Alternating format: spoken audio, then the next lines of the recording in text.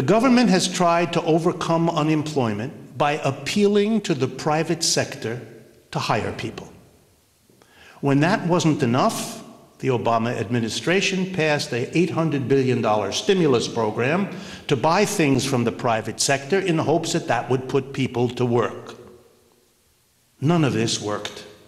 None of it worked. Even the Obama administration, when confronted by such criticisms, has nothing better to say than, if we hadn't done it, it would have been even worse. Probably true, but not a solution to a 10%, or if you use U6, 18% unemployment. In 1933 and 4, when the United States last faced a huge unemployment like this, the then President of the United States, Franklin Roosevelt, went on the radio, and he basically said to the American people, okay, the private sector either cannot or will not hire people, so we'll do it. Between 1934 and 1941, the United States government hired 11 million people. Those people now had a meaningful job, they had a decent income, they could maintain their mortgage payments, and they put lots of people to work to produce the goods and services they had the money to afford. Not only is the Obama administration not doing that, there is no discussion of a public employment program. None.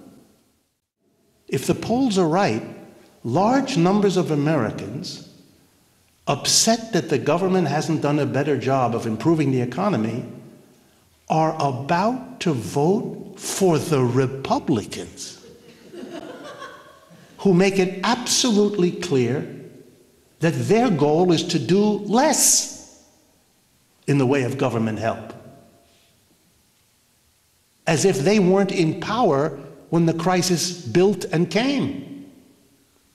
That's a remarkable sign of anger, frustration, and upset. And with it all, a beginning of an organization on the right, the Tea Parties, not matched by an organization on the left. It's the exact reverse in Europe. The overwhelming reaction to this crisis in Europe is a mobilization of the left, a revival of the left, a strengthening of the left.